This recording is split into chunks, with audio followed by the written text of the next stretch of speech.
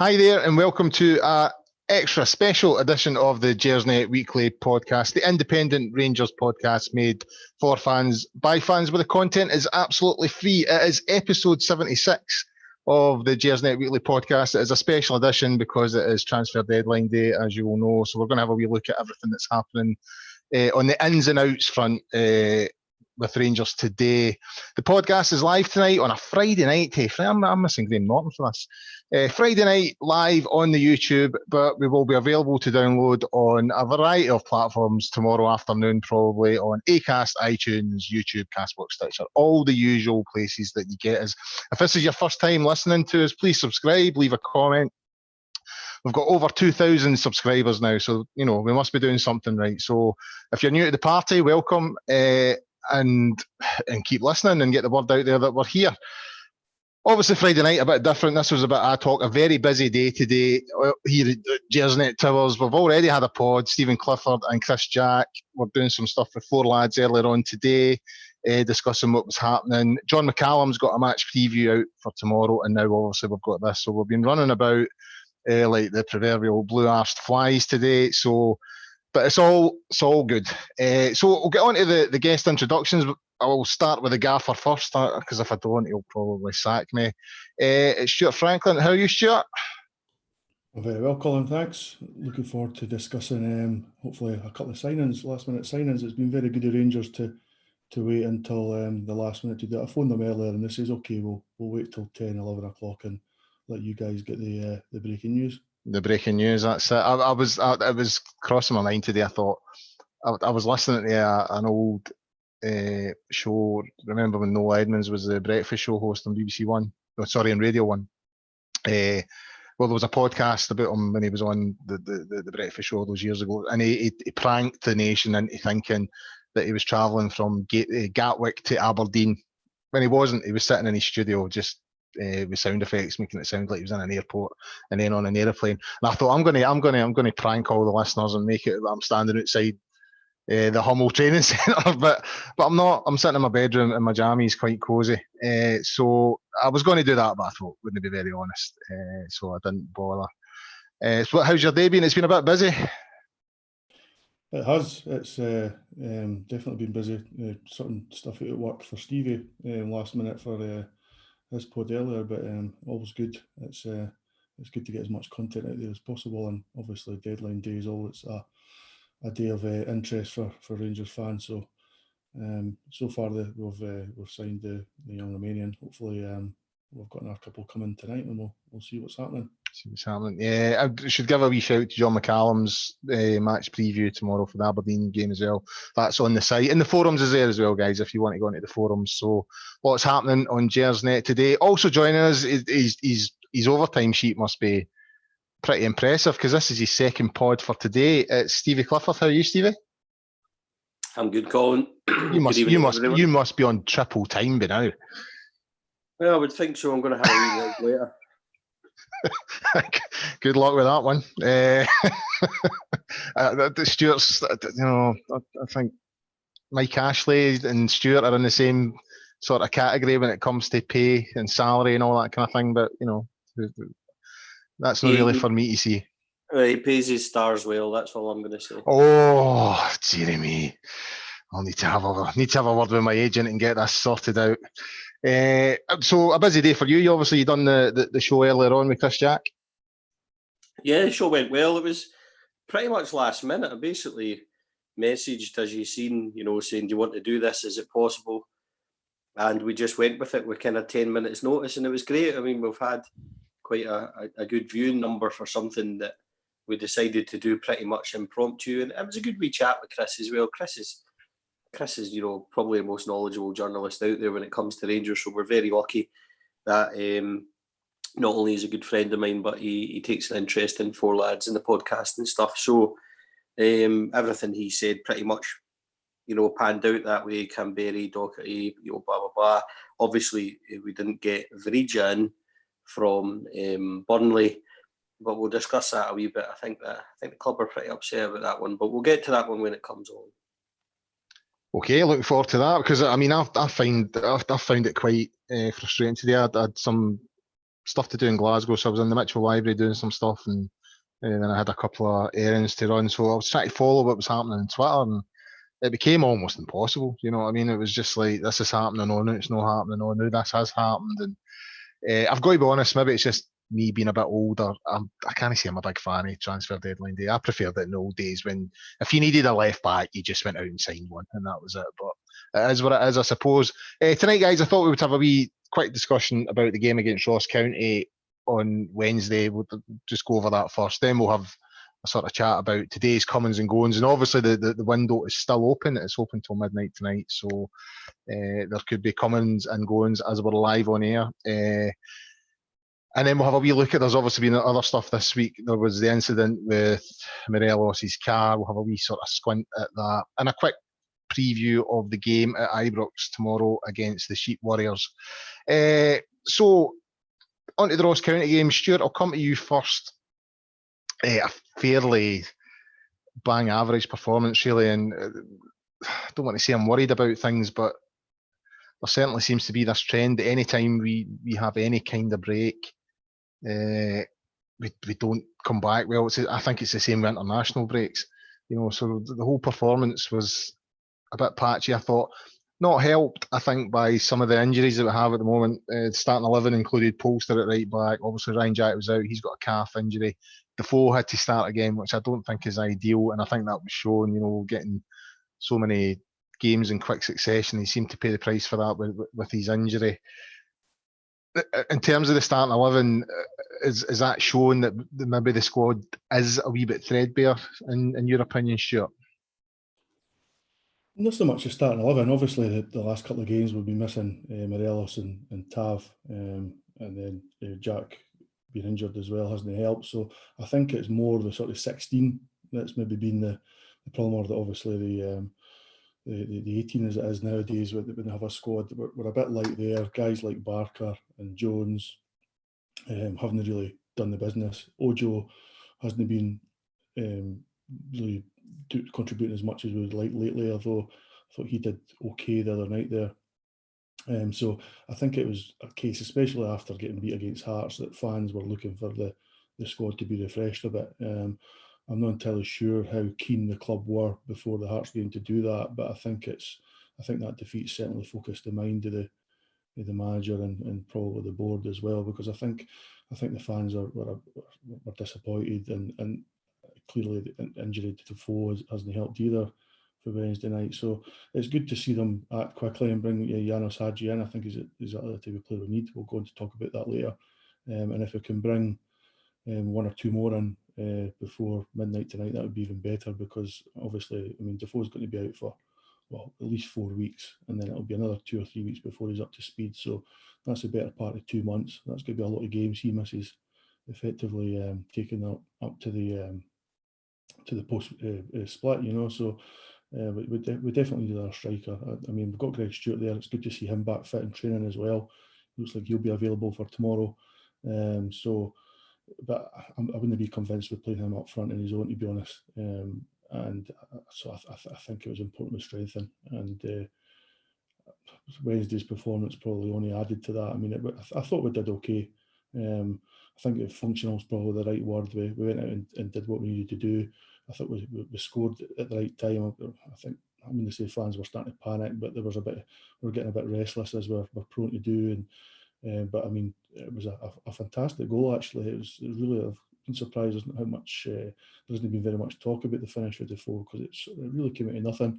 Arfield deserves a bit of credit as well for it. And it was just, he turned on the proverbial sixpence, didn't he, and slammed it home.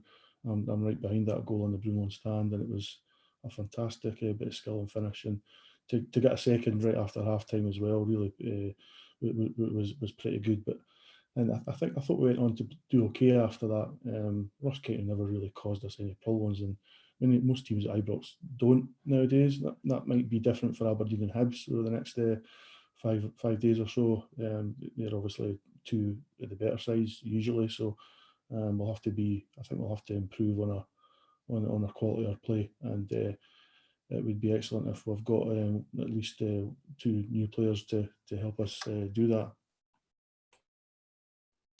Stephen, coming to you. Colin, hello. sorry. I was just going to say, Chris has just messaged me. He's also tweeted out there, loan move for Florian Kamberi is done.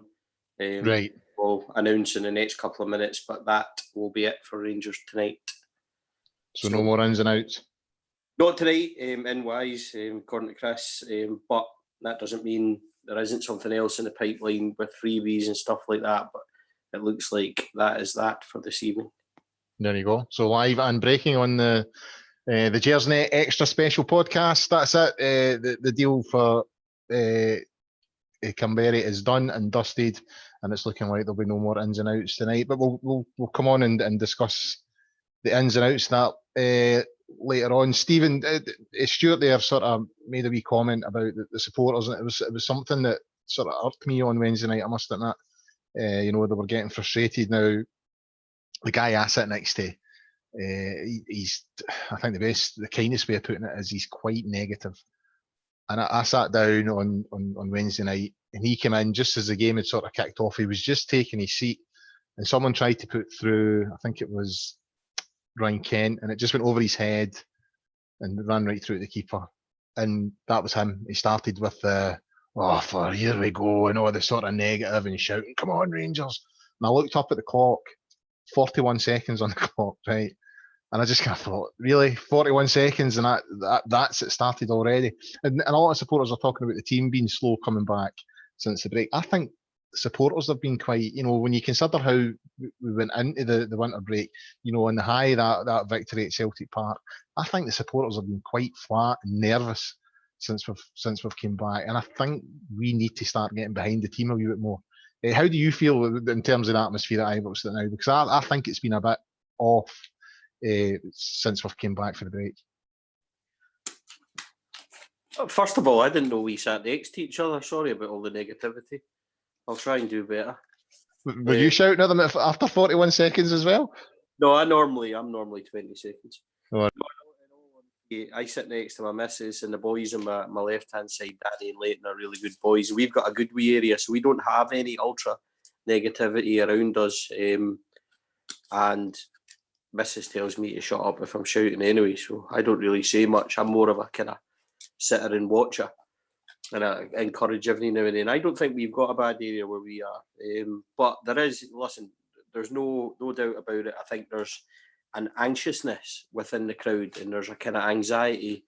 And do you know why that is? I firmly believe it's been 8, 9, 10 years since we've properly been in a title race, and it's all right the last few years where it's never really been there for us, but now it is, and I think everybody realises it is. So there's more to lose, which makes people a wee bit more nervous. It makes them a wee bit more on edge, and you could feel that the other night. It was actually transcending. I said it to the boys. So, and even when Defoe scored, you could feel that there wasn't the usual roar. It was more of a sigh of relief amongst the cheers and things like that. And I just think it's that. I just think that maybe we're not used to being in a title race, a proper title race for the big one in a while, and people are feeling it. But it works two ways as well. The players have got to lift us, and we've got to lift them. So I do think we need to do a wee bit better in the stands as much as we need to do a wee bit better on the pitch.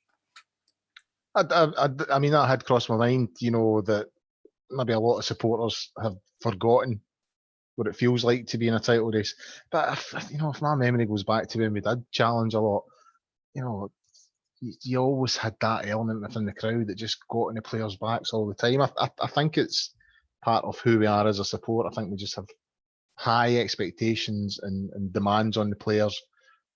But given where we are, and given that a lot of these players haven't been over the course before, and they're close to something pretty special, I just think that as a support we need to start really, really getting behind them and lifting the place and encouraging them, and rather than after 41 seconds starting with the shouts, oh, here we go again. And because it does, as you say, it filters onto the park, and it makes players nervous, and it makes them play within themselves, and rather than taking a chance on playing a pass to put someone through that's a bit touch and go, they'll play safe. And I think we need to. It really got to me on Wednesday night. I must admit, I found myself getting quite irritated by it. Just a lot of negativity, and I think we need to fix it. But we'll see where we end up. Stuart, coming back to you, I know it was a bit of a slack performance on Wednesday. As I said earlier on, I felt for a while that when we come back from international breaks, when we came back from the winter break last season, obviously we lost that game at Kilmarnock. It seems to be something that's almost endemic in this side, that when we build up a good stream of momentum, and whenever there's a break in that, when we come back, it's gone. We're not the same team, and it takes us a good 4 or 5 weeks to get up and running again. Have you got any explanation as to why that is? Because it looks to me like at Celtic, it's the other way about. They seem to come back from breaks refreshed and ready to go, whereas we come back looking a bit like we're trying to get up to speed again. Good question, and I must admit I haven't really got an answer for it, and I'd imagine it's puzzles the management team just as much as it does us, because you're right. I mean, whether it's international breaks or winter breaks, we do seem to struggle to get our foot back on the gas afterwards. We didn't look quite as sharp, and I mean, in terms of the last two winter breaks, I mean, last year obviously we signed Davis and Defoe, and I mean the manager decided to pitch them in right away. Clearly the Cowdenbeath game was cancelled, and the first game back was Kilmarnock, and things didn't really go very well in that game. And this year, obviously after the winter break, we've lost Tav, we've not had Morelos, and then obviously Wednesday we didn't have Jack either, and I think Jack hasn't been himself recently anyway, and he's maybe been feeling the injury. Davis hasn't really been himself either, so I think you can probably put it down just to, I mean, if any team loses 2 or 3 of their best players, or 2 or 3 of their best players aren't playing well, then by that very extension, the rest of the side are going to maybe lose a bit of confidence, and I think that's probably the easiest answer, because I mean, people have been talking about that the winter break's too hard, and it's like too much like a sort of pre-season, too much hard work and running and things like that, and the team look tired and jaded when they come back. I didn't really put much truck in that, to be honest. I just think it's possibly a mentality thing. I didn't have any issues about the team's mentality, or generally speaking, I think they've proven themselves that they have got the belief in themselves to win games and win important games. They've done that time after time, whether it's in Europe against Celtic or even against Aberdeen, who we're playing tomorrow, obviously. So, but it is a concern. There's no doubt about it, and it's something that the management team need to look at and try and find a solution for. And to be honest, I think it just comes with more games and more experience for the guys that haven't been involved in title races or haven't won trophies before or been involved with successful teams, that they just playing for Rangers is something entirely different. You have to win every single game, or the fans are right against you, and it's tough, and I'd imagine it'll take any player, and even good players, time to get up to speed and understand that and cope with that weight of expectation. So you're kind of hoping now that we've had a few bad games, a bit better on Wednesday, got a good result, and that's what we needed. And now hopefully we can take that into tomorrow, getting the benefit of signing 2 new players, and hopefully the fans will be a wee bit more confident. If we can get a good win tomorrow, a good win on Wednesday, then I'm pretty sure that the team will be back to playing how we've seen them play for the vast majority of this season so far. Just to follow up on what Stephen said earlier, that's the official club account now announced that Canberra signed. There's photos there of him standing with his jersey. Looks like the number 23's got him and Stephen Gerrard standing at the training centre. So that's confirmed. And as Stephen said earlier on, it looks like that could be the last movement inwards anyway for this deadline day for Rangers. Going back to Ross County, Stephen, one player that's sort of taken a wee bit of stick, and some of it I would say is justified. His performances have been a wee bit up and down, and that's Shea Ojo. I thought he played really, really well on Wednesday and was, quite direct and caused a lot of problems. It was good to see. He seemed to get a bit of confidence from it. With some of the movement that's came today, obviously with Hadji coming in as well today, is that something that he maybe needs? Someone holding his feet against the fire to try and lift his performance levels a wee bit, because there's been wee flashes that there might be a player there, but I just don't think he's shown them often enough so far. I'll come back in, Colin, because Steve is saying his laddie's been sick, unfortunately, so he's going to be dealing with him for the next few minutes. So, all right. It's just you're right about Ojo. I mean, I think throughout this season there's been wee bits and pieces where you can see that the guy's got a lot of talent and a lot of quality. Unfortunately, those moments are few and far between, and maybe it's one of the biggest problems is he hasn't been playing regularly enough. Certainly not recently. But I think he was one of our better players the other night there. He looked a bit hungrier to get on the ball. He worked harder off the ball and defensively as well. And I thought he did okay. I mean, I don't think he was excellent by any manner of means, but he was arguably better than what Kent was, for example. So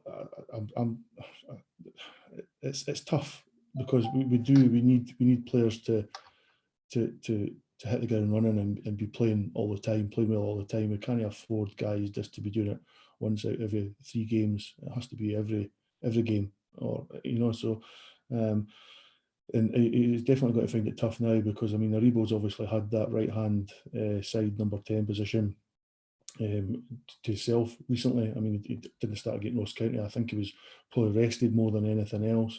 It might well be that the manager might want to move him back one into the sort of deeper 3 anyway, with Jack being injured. And I mean, Davis was complaining of sore back during the week as well. So Ojo's definitely got an opportunity to get into that right hand position, but it's unlikely now. I think with Hadji signing, I think he's probably going to be the man that the manager will be looking to play most often. I doubt he'll start tomorrow. I think if he's on the bench, that'll probably be most likely. So it might well be Ojo does play again tomorrow. It just depends on who is available and the manager's thoughts. So it's just good to have some more options now. And I mean, every player now has to play well, and if they don't play well, then there should be other guys ready to come in. I mean, and as I said earlier, that's been the problem. Guys like Ojo and Jones and Barker, they've not really done the business when they have come into the team often enough, unfortunately.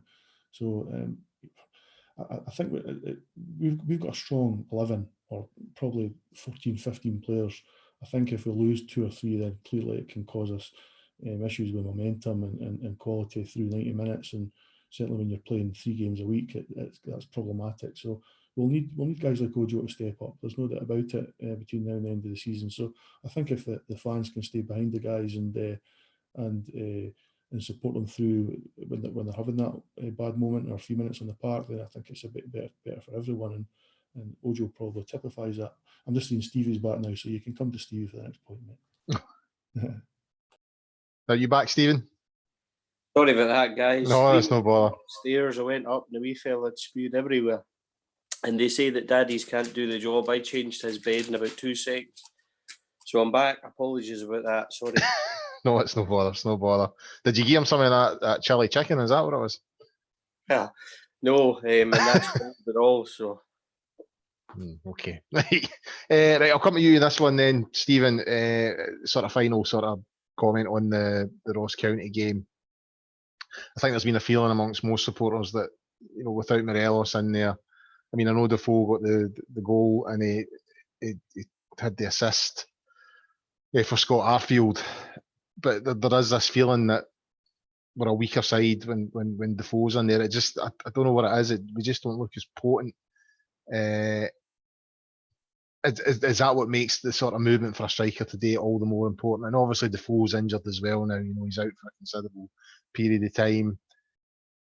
Is that really important then that we got that striker in? Because I felt, I know he's got 3 goals in 4 games or something, and as I say, they got the assist, but we just don't look as slick a team when Defoe's in there. And I think he does his best stuff coming off the bench with sort of 10, 15, 20 minutes to go. I think asking him to play 90 minutes, over a prolonged period of time, it's a big ask of him, I think.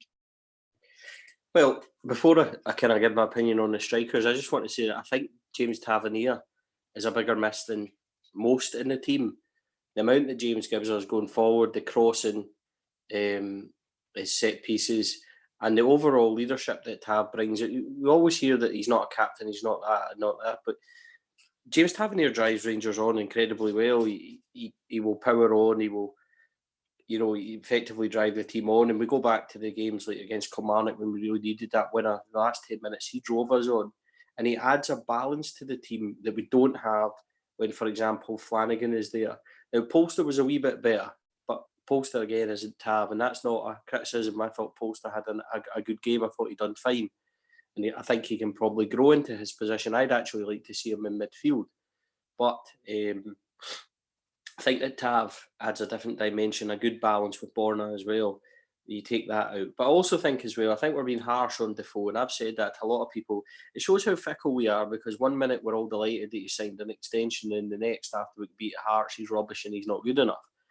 It's not the case. I think the case is that Morelos is, for me, a world-class striker. His movement is incredible. His finishing this year has been top class. You only have to look at him in the Europa League goals in Feyenoord. His 2 headers were wonderful. His volley at home to Porto. He really has been brilliant. If you take somebody of that quality out of our team, Rangers are always going to dip. We're always going to suffer. And the other night against Ross County, not only do we not have Morelos, we didn't have Jack and we didn't have Tav. That's arguably more or less the 3 of our best players. Now, you take 3 of the best players out of any team, I think we struggle and I think we dip. So I'm not sure what, obviously, I've missed what Stuart and what your comments were on the game, but I thought Rangers were not good, but I thought we got the job done. And I thought in the circumstances where we needed a victory to get back on the horse, so to speak, I thought we did fine. And it was a clean sheet. I don't remember McGregor having a save. They had a couple of shots that went wide or whatever, but they weren't ever troubling us. And I was quite happy with it. Get the job done, get the win, get the clean sheet and up the road. Yes, it can be 10 times better and we can play better, but for me, it was very much job done. And going back to the strikers, I'm really disappointed. Defoe can add so much to us. So I'm pretty gutted for him that he's going to be out 4 or 5 weeks. It actually looks like, and the reason why they brought Canberra in and they maybe will still go into the free market is because it looks at Defoe might actually be out until April, because the way the fixtures work with international breaks, if you're talking about minimum 4 weeks, 5, 6 to get them going, by the time that happens in international, you're talking about April time. So it's really critical that we do bring somebody in, and it's not one that you can rush back. And I just think that Defoe is such a good weapon to have 65, 70 minutes, especially as well if Alfredo's on a booking, which the way he is refereed is possible. But overall, quite happy to have come through the other night. I'm gutted that Defoe's injured. Yes, he doesn't add as much as Morelos, but I think that's because Morelos is so good, in my opinion. I don't think that's a slight on Defoe in any way. I mean, I'm not in any way trying to play down the importance of Defoe in the team, but I think when you consider he's 38-year-old, and I think your system is so set up to a striker like Morelos, someone who, likes a physical battle and goes looking for the ball. Whereas I think essentially the way you feed those 2 strikers are very, very different, and I think the way we're set up, it's more suited to Morelos' game than Defoe's game. And also, as Stephen Gerrard alluded to about Defoe, he's not going to be here forever. He's 38 now, and I think his injury is a sign of that. He's running for the ball, and he's had 2 or 3 games on the trot, and something in his calf goes. I thought the Hearts game showed a couple of times. Just there was one occasion in the first half when he was clean through, and he got caught fairly easily. I think he's a great player to have in the squad, and I think he's the type of player that once the game is starting to slow down and the players that are on the park have got maybe 60, 70 minutes in their legs, and the tempo and the pace of the game slowing down, I think that's when Defoe can come in and do his thing. I think asking him to play consistently 90 minutes or so for 4, 5, 6, 7, 8 games or whatever, I think that's asking a lot of a 38-year-old, I must be honest. But I would never try and deny, how good he's been. And I also think he adds something to Morelos. I think behind the scenes at training, I think Morelos is benefiting a lot from having somebody like Defoe around him. So I need to try and say I wasn't in any way having a go at Defoe at all. Nothing like that at all. I just feel he's got to be managed a different way, and he's got. I think that he can only play a certain amount of minutes, most games. But I think we've covered the Ross County game there, guys. So we'll go on to the sort of big stuff today. It's 10:30 now, an hour and a half of the window left. If you've just joined us here on the podcast live, it's been confirmed that Canberra has joined the club on loan. That Chris Jack announced it a few minutes ago. The club account has now announced it, and there's photos there of him and Gerard with the number 23 jersey. So we've got two ins, we've got two confirmed ins. Stuart, the boy Hadji. Now I'm old enough to remember his dad, and I only found out today. I actually seen his dad. I knew he'd played for Steaua Bucharest in sort of 87, 88, the European Cup. Steaua Bucharest put us out in the quarterfinals. He was part of that very, very impressive side. I'd completely forgot he played against us when he was at Galatasaray as well, and I was there that night. So I've actually seen him in the flesh, but I totally forgot I'd seen the guy in the flesh. In terms of his laddie, he's went to Genk last year for about, I think it was about £8 million, €8 million or something like that. It would appear that things are maybe not quite working out over there, but surely, I mean, he seems to me that he's going to be quite a skillful player, and I know he's only young, but I mean, if he's 50% the player that his dad was, we've surely got someone that's improved the quality of the squad. I think he's exactly the type of player we needed. I think it's been, as I said earlier, it's been pretty obvious our sort of creative players haven't been quite firing lately, and we maybe had a wee bit of lack of depth there. It didn't help that Greg Stewart got injured just after the winter break as well, unfortunately, because he was doing okay, and I think he would have been playing the last 3 or 4 games if he had been fit. But in terms of Hadji, as I say, I think he's an ideal signing. He's at a good age. He's actually played 100 or just around about 100 professional games now, so he's fairly experienced, despite the fact he's only 21. I mean, to put it in to compare it to the likes of Ojo. Ojo's not played as many games as that, and so I think it's you're looking for somebody that can come in and is experienced in first team football. He's obviously played at international level with Romania now as well. So I think just the qualities he's going to bring. I mean, he's 2-footed. We've all seen the YouTube videos already. How exciting he is in terms of his dribbling, in terms of beating a man. His passing is excellent.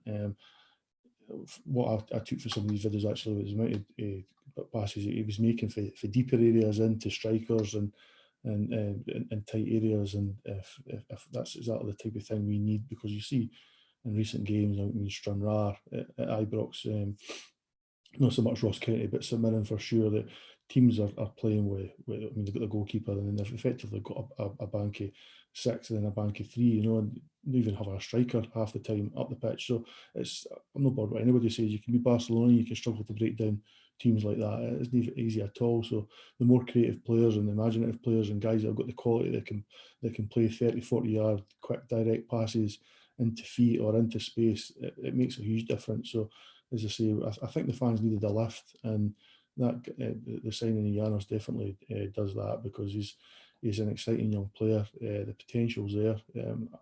I'm expecting him. As I say, I don't think he'll start tomorrow. I think he'll be on the bench, but I'd be surprised if he didn't play a decent part in the game, depending on how it goes. And I think that hopefully put a stamp on him playing more regularly for the rest of the season, because I think he could be a great player for us. I'm really excited by it. I mean, it's the type of player you want to go and watch. Football games is these exciting young lads, and it's even better the fact that we have this exclusive option on him to be able to sign him in the summer if all goes well, and at £4 million that seems reasonable.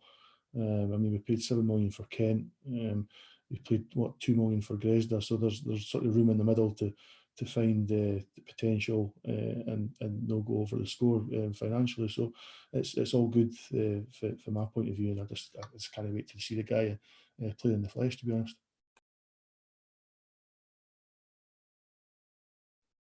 Stephen, sorry, I was trying to unmute my mic there. Stephen, with regards to Canberra, which obviously you exclusively revealed earlier on the show tonight,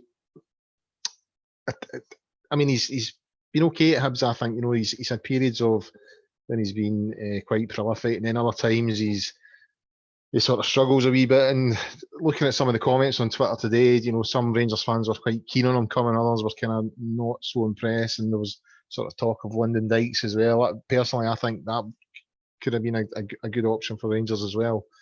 But I mean, for a secondary striker, it surely represents value. And let's not forget, we have something in common with Canberra. We hate Neil Lennon, so surely from that point alone, it's a decent signing. Well, the latter goes without saying. Nobody really likes Neil Lennon. I don't think his players they will like him. You know, you've seen the way he acted during the week to one of them. But I'm not here to talk about him. He doesn't deserve the airtime. So, Canberra's an interesting one because I like him. I think he's a decent player. He's certainly always dangerous when he's against you. But it's the old adage, you know, when you come to Rangers, it's a different type of game. You don't get space. Teams sit in. They just hack you down. We've seen it with guys like Jordan Jones and even, well, maybe not Barker because I was never in favour of Barker, but you've seen some people saying he's quick and he's got a trick or two or whatever, and the same with Jones, but these guys haven't thrived because you don't get that space. Whereas you've seen Jones maybe in Copenhagen when we played out there, that he done really well for breaking away and stuff. So Canberra's one of these ones where he's got the potential to do very well, or he's got the potential to do exactly the same as Jones. So, and that's no slight on Jones. I don't want to be overcritical on him. I just think that, you know, he's not suited to wearing our jersey because of the way teams play against us. So Canberra's one for me. I'm glad he's here. He'll be a different option. He can play out wide. He can play 10. He can play in the front man as well. And we're going to need that option. So it's just a case of, you know, hoping that he hits the ground running and hoping that he gets going. I mean, his comments are certainly positive. I don't think he's going to be going back to Hibs anytime soon. He's basically quoted as saying that ever since he came to Scotland, he's wanted a move to Rangers, and Ibrox's the best stadium he's ever played in. So he said all the right things. We just got to hope that he, as I said, that he hits the ground running and he plays a part. He's certainly got the capabilities of it, in my opinion. In terms of the other potential striker we were going for today, was it Vidra at Burnley? You were saying earlier on there that you think the club are not happy about something with regards to that potential deal. Are you able to elaborate on that? Steven Gerrard spoke to Mataj Vedre. Is that I hope that's how you pronounce it. Burnley striker. I'm probably glad he's not coming because I'm terrible with names. But he spoke me and you times. together, to be honest with you, Stephen. I'm not very good at either. Well, we spoke to him several times yesterday. The deal was as good as done, and you know a lot of people were quite confident about it. It was one of those ones where other teams were even trying to get him, and it was one of these ones where you don't say anything. So it was just a matter of waiting until it comes out, and it was actually leaked from Burnley's own end. It was Burnley that leaked the deal. It was a coach at Burnley, and it fed its way onto Twitter, and before you knew it, it was on Rangers Media and then on Follow, and journalists picked that up from there. So it was one of the ones we had. I mean, I put out last night there could be potentially 3 deals, and we knew about this name. Look, and that's an easy thing to say now, but I think people have known the account now for 2 years or so. If I don't know something, I say, and if I do, I do. It was one of these ones where we were told don't say anything. Other teams are in for him, so just wait. I didn't think much of this boy. I've got to be honest. A couple of years ago, yes, but he's not really played in a few years. But everybody that I kind of spoke to seemed to rate him. After the news broke, people were pretty excited. But going back to it, the deal for us was done. You know, Burnley said, you know, he's coming, and then it stagnated earlier. They wanted to bring somebody in. Then they said they weren't going to bring somebody in.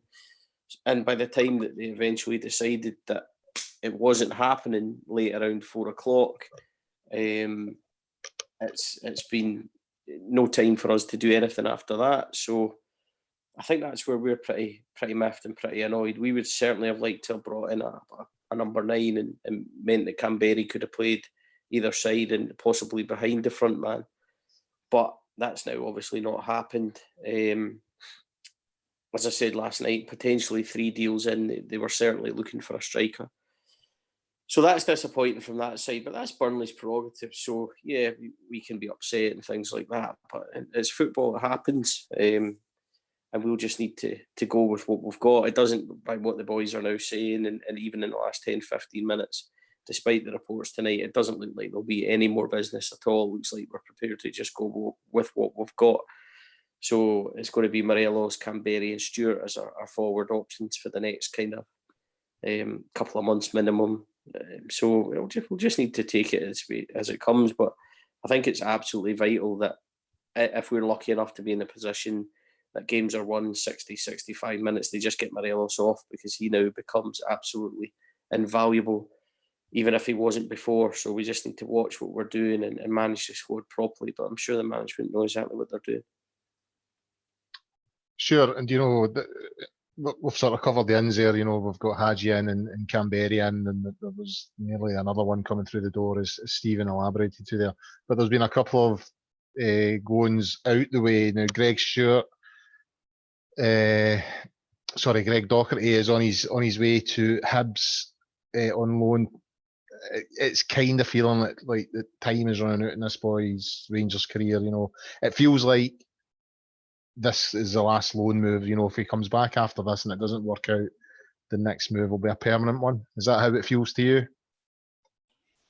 I think for whatever reason, I don't think Gerrard rates him. I think if he was going to have one last chance, I think he might have played on Wednesday, because obviously Kamara had the proverbial nightmare at Tynecastle, and I mean, it's fair enough that the manager stood by him and rather than drop him at the first sign of a bad game.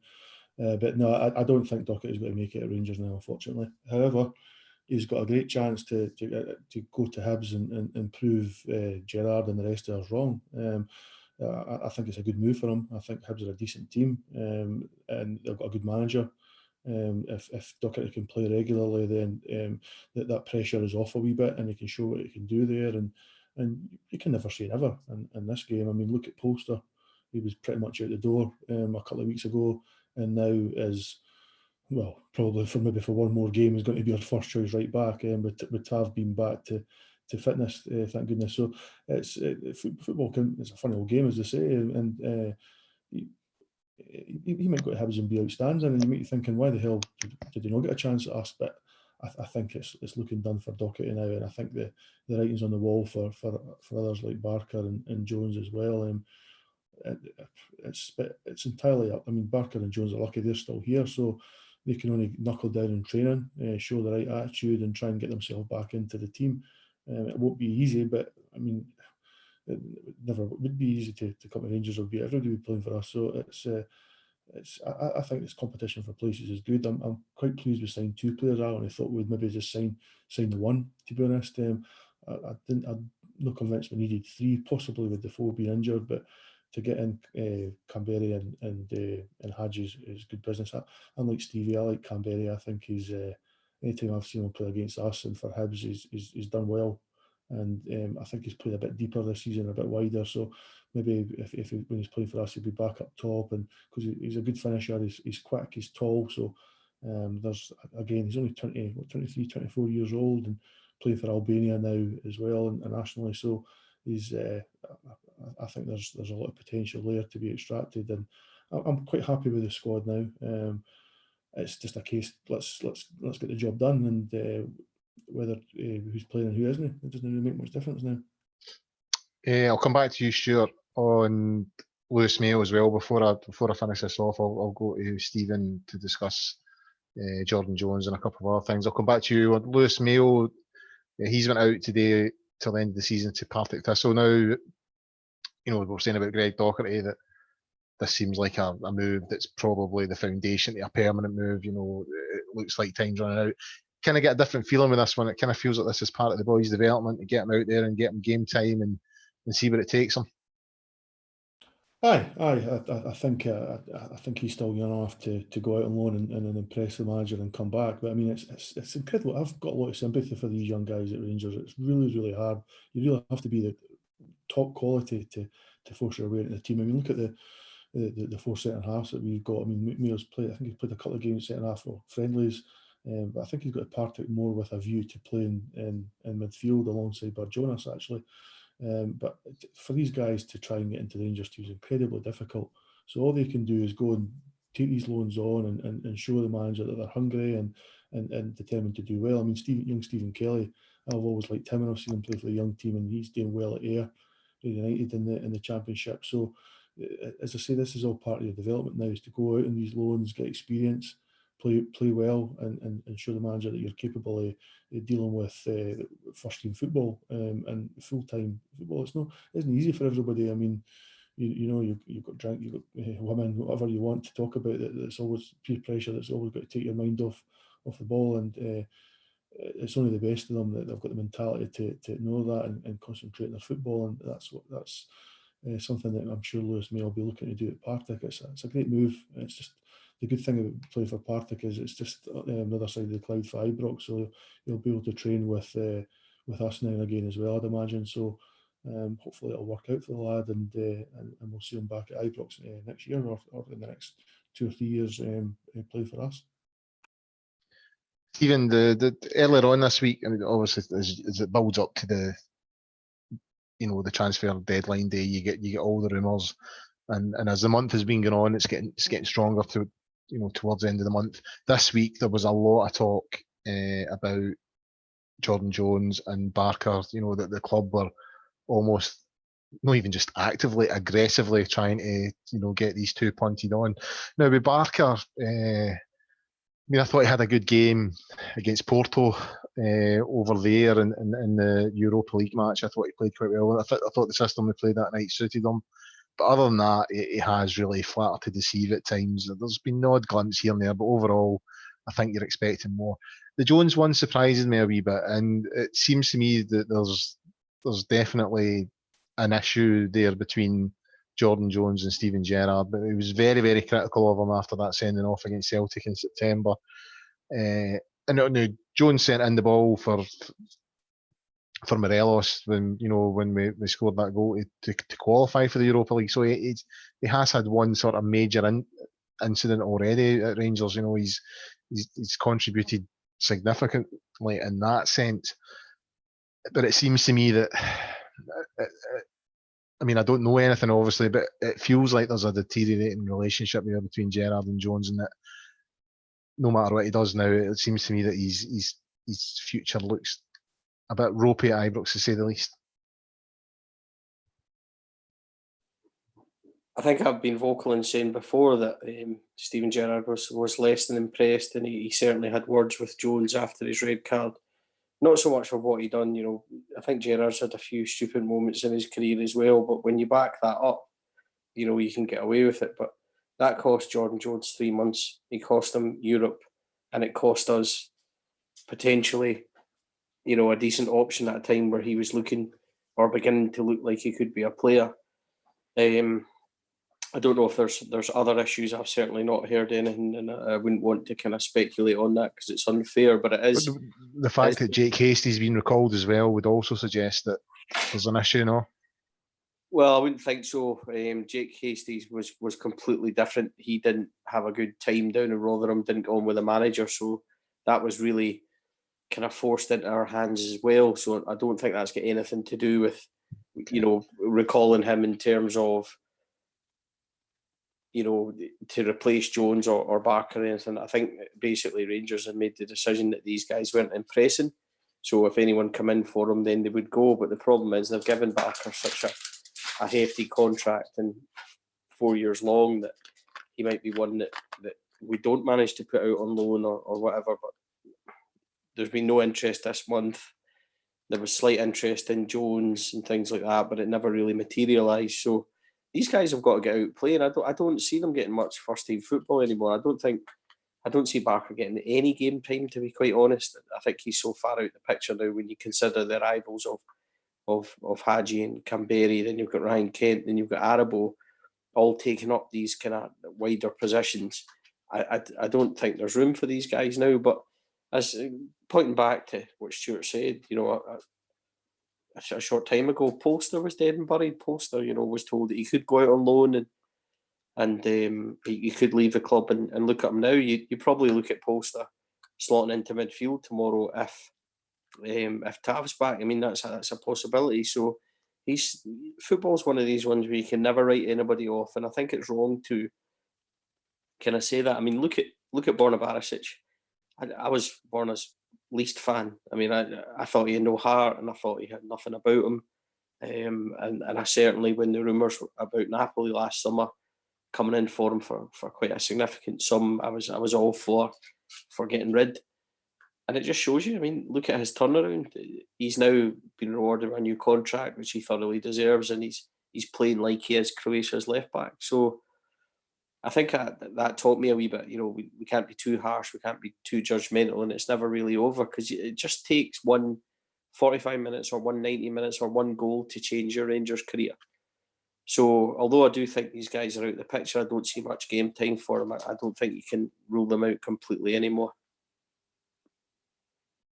Yeah, can't disagree with that. I think the Barisic is a good example of someone turning a career around. I was with you. That was the biggest criticism I kind of had of Barisic. I just thought he had no heart for it. He looked quite feeble at times, and I don't want to say that goal at St Mirren was a turning point, but it certainly helped. Maybe his performances were improving slightly anyway, and that just gave him extra confidence. But that certainly seemed to be a pivotal moment in his sort of recovery. So yeah, you've got a point. You just never know. Players can turn it round. Guys, conscious of time. We're 9 minutes on the clock. So Stuart, I'll come to you on another incident this week, a rather dodgy one at that. The incident with Alfredo Morelos and someone quote unquote tampering with his car. Now we have to be careful what we're saying here, because it's an ongoing. It's now a criminal investigation. Someone was charged today for breach of the peace for the incident, so I don't want to say too much, but it's surely another reflection of the sort of treatment and what this guy has to put up with, probably on a daily basis. There was a footage a few weeks ago there. He was standing in Glasgow City Centre, and he received some sectarian abuse, just standing with one of his friends, and someone shouts out a car window at him. You've had other bits and bobs here and there, and even the way the press, the Bill Leckie stuff, referring to him as a waster and all that. This incident through the week, it's just another example of what this boy has to put up with, as I said, on an almost daily basis. Unfortunately, aye. I mean, it happens from time to time in Scottish football. I mean, you have morons out there that react to what they read in the papers or what they see at games, when it really shouldn't be the case. I mean, as you mentioned, it's a live legal case, so we can't really speculate on it. I mean, who knows what the guy was up to, but it was certainly a dreadful situation for Morelos and for his pregnant wife who had to deal with it. So it's beyond a joke, to be honest. And what upset me most was the reaction afterwards, is people poking fun at it, saying it didn't happen. And then you had Radio Scotland. I mean, I like listening to Radio Scotland in the morning. I think the news programme's really good on the way to my work, and they were just having a good wee giggle at it. I mean, it's just a nonsense. If that was Lee Griffiths or Neil Lennon, you wouldn't be hearing the end of it right now. It would be stuff in the Parliament and what have you. It would be all over the papers for the last few days, and nobody would be making any jokes, that's for sure. So it's a bit of a shame. It's more than a bit of shame. It's disgraceful. But until we actually know exactly what's happened, I didn't really think it's worth speculating. But it's just, as I say, as you mentioned, the treatment Morelos gets is unacceptable, and all we can do as Rangers supporters is back the laddie, and he's never let us down in terms of his goal scoring, and I was quite pleased with him the other night there when he came on. I thought he looked quite sharp, having not played for the best part of a month. So it was good to see him back in the team, and what a better way for him to react tomorrow and to grab a goal or two against the Dons. And we'll finish up on that, Stephen, the Aberdeen game tomorrow. We chat about that. How are you feeling about that? I mean, Aberdeen, they're just one of those teams. I mean, we absolutely spanked them earlier on in the season at Ibrox 5-0. And then we ran over the top of them at Pataudry, 2-0 up and cruising, and then we just kind of lost our way a wee bit for the last sort of half hour or so, and ended up dropping a couple of points. But how do you see it going tomorrow? An opportunity to lift, the performance levels and get a good result? Yeah, definitely. I think the crowd will be up for it tomorrow. I think, Tav back, Morelos starting. I think that immediately lifts everybody. There's a lot more kind of positivity. You've got Hadji then on the bench. He'll be coming out to warm up and things. Should imagine the excitement levels will be high. So I think that the crowd will be much more up for it. It's a Saturday as well at 3:00. We don't get many, so I definitely think the crowd will be up. And that in turn will raise our performance and raise our game. And we're going to have to, because they won't come and lie down. We got them at a really opportune time when we beat them 5-0 at Ibrox, in that they had a lot of injuries and things like that. As far as I'm aware, that I don't pay much attention to anyone in Scottish football, but as far as I'm aware, that they're pretty much at full strength. So they're going to be difficult. They've won at Ibrox against Steven Gerrard a couple of times. So it's one of these games where we need to be up for it. But I do see a Rangers victory. I see a kind of 3-0 victory tomorrow. So I need to remember and do my predictor on the Gersnet site. But I think we'll be fine tomorrow. I'm hoping that now that we've got that win under the belt, that we'll get a wee bit of momentum going, and the lift that the new guys will bring to the team as well. So I'm looking forward to it tomorrow. It's going to be good. We've got a good day planned.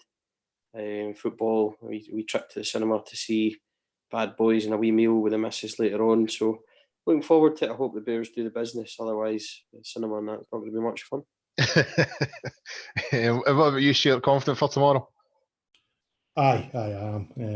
I think, like Stevie says, I think that tomorrow's a completely different game for us. County on Wednesday. I mean, it was teeming down with rain. It was blowing a gale. I mean, the pitch isn't in the best of condition. The weather's been dreadful for the last 6-8 weeks in terms of rain. So Ibrox isn't looking as good as what it normally is. And I noticed that on Wednesday night. Actually, I thought the park was looking a bit threadbare at certain parts. So I think, I mean, Tynecastle was the same. Tynecastle was in dreadful condition. The good thing is Ibrox still fairly flat, and the ball still runs true in terms of passing it. So, as we say, I think a Saturday kick was different. It's Aberdeen. It's always a big game. Always.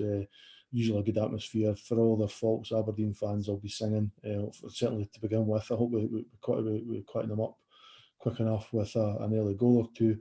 But it will only be easy, that's for sure, as we've touched on. We've not been playing great, but that's been 3 games now since the winter break, so I think any excuses not having any sharpness is wearing thin now. I think the team need to get on the front foot tomorrow and take our chances. I think that the fans are going to be excited. I think we're going to have options for the bench. We're having Tav back, whether he starts or starts on the bench. That's going to make fans a bit more confident as well, as much as Polster's been doing good. And it's just, I think it's just a great opportunity to sort of reboot our season tomorrow, get in, win it, and then win again on Wednesday. And I think we'll all be in a great mood this time next week as we go into to go back into the Scottish Cup. So I mean, for one, I can't wait to get to Ibrox tomorrow. I really cannot. I'm pretty confident it's going to be a good day. Well, I'll go with that. I hope you're right. I'm going to have a bit of a stressful morning. The boys got a game tomorrow, so I'll get there in time, but it'll be tight. But yeah, hopefully, like used to, we get a good result, and more importantly, the performance. Obviously the result's the most important thing, but I would really like to see a good performance tomorrow and just get the whole place lifted again. Because although, I mean, the Hearts game aside, we've came back and won most of their games. I just feel everything about Rangers now has been a bit flat, so it'd be good to get it lifted tomorrow. And I think that's about us, guys. That's us just coming up for there. So we'll call time on that. Great show, a deadline day special episode of the Gersnet Weekly Podcast. Big thanks to Stuart and Stephen. We exclusively revealed live on air that Canberra had signed for the Rangers, so that's a new one for the Gersnet Podcast. We're exclusively revealing stuff live on air now. So thanks for listening, guys. There's a show on Sunday. We'll obviously cover the Aberdeen game tomorrow, and we'll preview the Hibs game next Wednesday and a couple of other wee bits and bobs. In the meantime, get yourself onto the Gersnet website. There's as said earlier on, John McCallum has got a great preview up for the Aberdeen game. Also, tune in to Stephen and Chris Jack's show from earlier on today. That's on the YouTube channel, as this show will be tomorrow, Saturday, sort of afternoon time. So lots happening, all free. On to Gersnet and the forums at www.gersnet.co.uk. And until Sunday night, bye for now.